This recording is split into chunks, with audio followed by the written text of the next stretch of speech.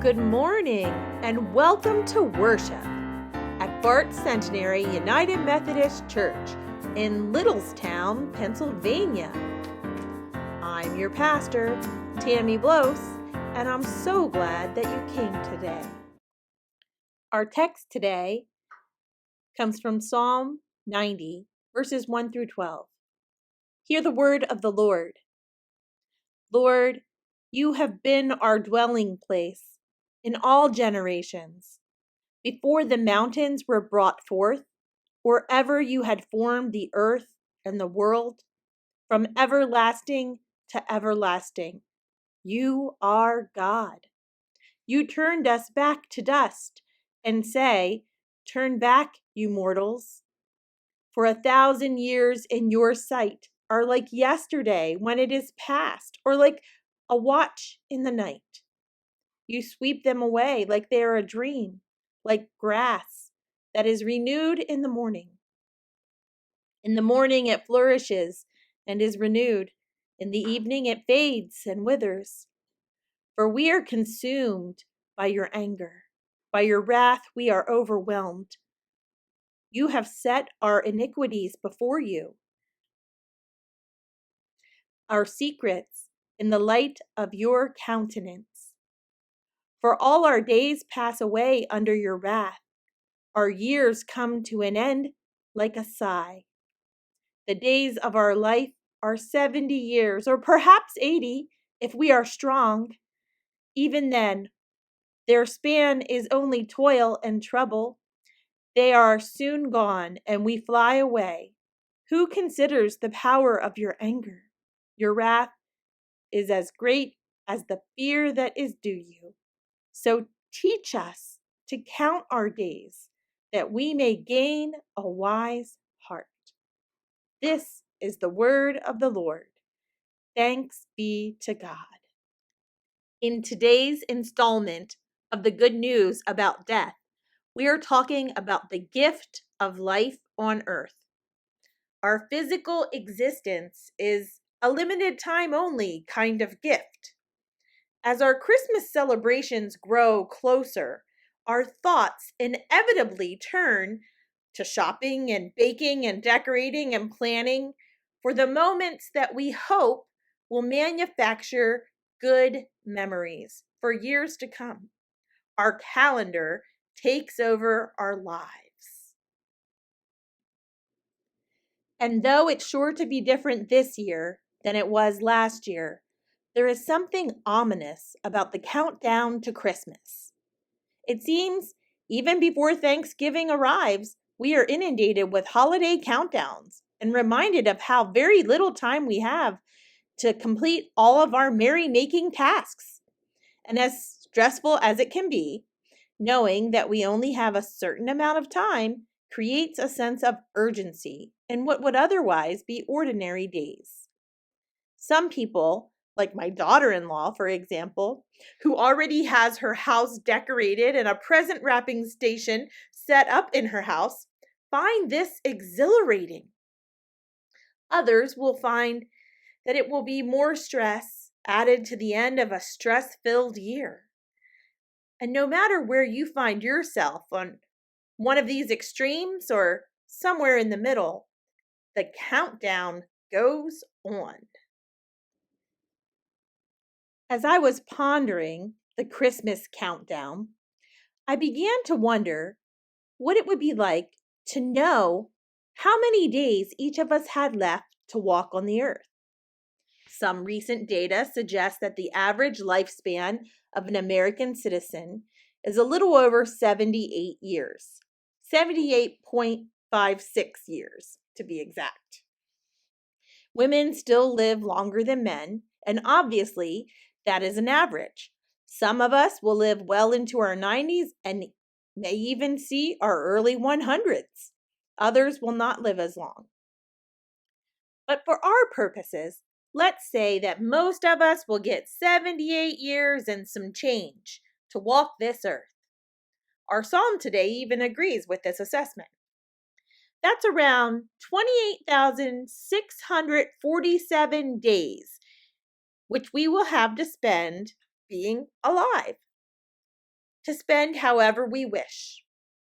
Little Charlie, who was just baptized today, has already spent a little under 365 of his days learning about his family and the world around him, how to laugh and make cute and not so cute baby sounds, and how to get what he wants across to those who care for him.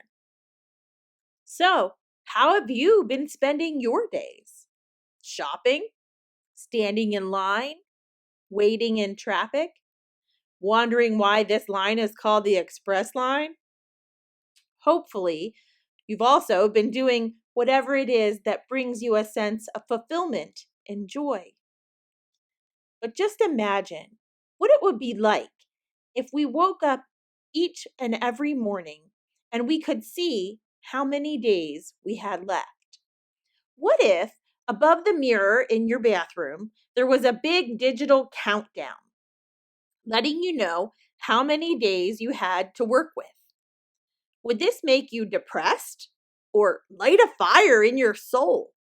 If you knew the amount of days that you would have, would you spend them differently? Would the urgency you feel about letting those you love know you love them change? Who would you absolutely make sure you spent time talking to about Jesus?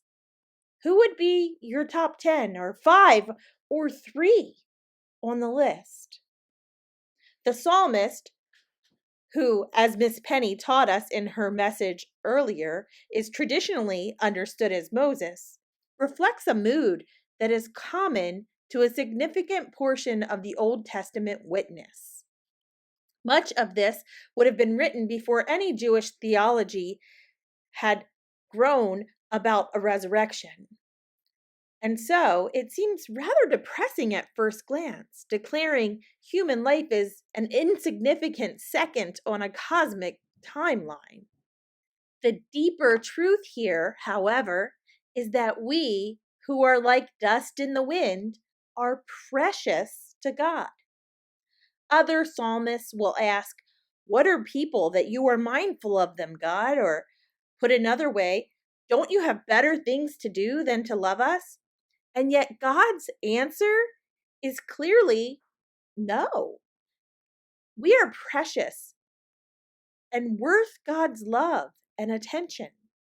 One of the things that makes our lives so very precious, quite ironically, is our own fragility. And yet, we so easily forget that the gift of mortal life is a limited time only kind of gift. And that is what makes our living so precious. It is the urgency of our mortality, the ticking countdown clock that makes each moment matter. Death makes earthly life precious because it reminds us that we can take no day for granted. There are many days I will never forget. The day I married my husband, the day each of my 5 beautiful children were born, the day my youngest brother was born. Days full of beautiful memories, days full of promise of what is yet to come. I'll bet that you have beautiful days like those in your memory banks too. Days that you will never forget. And then there are other days that I'll never forget. Like the day my 17-year-old brother died in a tragic car accident. Or the day in September 19 years ago when almost 3,000 vibrant lives were snuffed out in moments because of hate. I'll bet you have days like that in your memories too. Those folks did not expect to die that day in September. And friends, if you and I make the mistake of living as if we will never die, we tend to waste the life we do have. We worry about things that don't really matter. We fret over things that are not in our control. And we become consumed by things that have no eternal significance at all. So even though we don't have a counter on our mirror to give us the exact number of days that we have left, we must remember that our place in this universe is not a status we've earned, but a gift graciously given to us by our Creator. Friends, let us turn to God as the psalmist did and ask, God, teach us to count our days that we may gain a wise heart. Help us, Lord, to better recognize the sacred weight of every second and guide us to being a people who will not waste any of them. Amen.